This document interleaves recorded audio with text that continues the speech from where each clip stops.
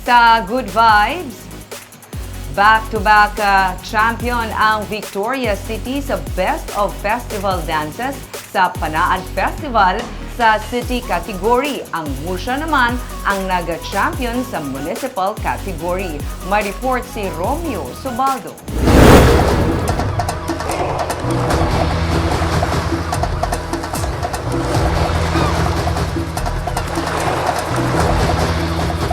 Maduagon kang napuno sa sorpresa nga festival dance sang sidlak kadalagan sa Victoria City ang nagbutang sa ila sa kampyonato sa City category para sa Best of Festival Dances competition sa Panaad sa Negros sa pagbuka sa kapistahan sa kahapon.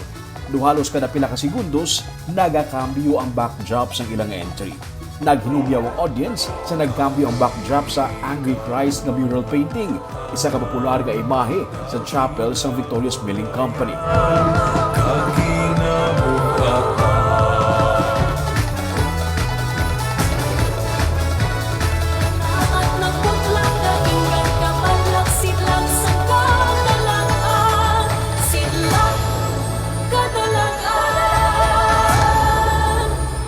First runner-up ang Pinta Flores Festival sa San Carlos City. Second runner-up ang Kansilay sa Silay City. Third runner-up naman ang Udyakan sa Kabangkalan City. Kag fourth runner-up ang Siligayan sa Sagay City. Ini naman ang tinabuay sang Banwa sa Murcia.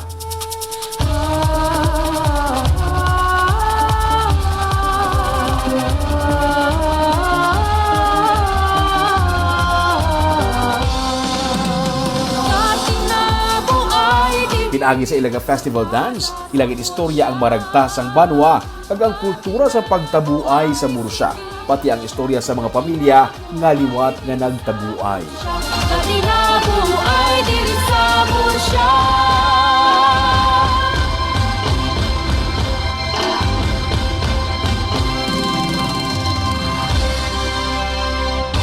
First runner-up ang Kalikalihan sang Don Salvador Benedicto.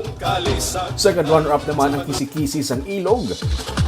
Third runner-up ang Lubay-Lubay sang Kawayan. Kag fourth runner-up ang Lilas Pandan sang Banwa sang Calatrava. Nabisita si Senator Amy Marcos nga nagdugang naman sang tag 100,000 pesos sa premyo sang mga nanging kampiyon. Kaina, may mention si Senator Amy na madugang siya 100,000 pesos para sa top winners of festival competition, festival dance competition. Senator Amy, I just learned that there are two divisions, the city division and the municipal division. So I will just split, or do you want 100-100? Okay, 100-100.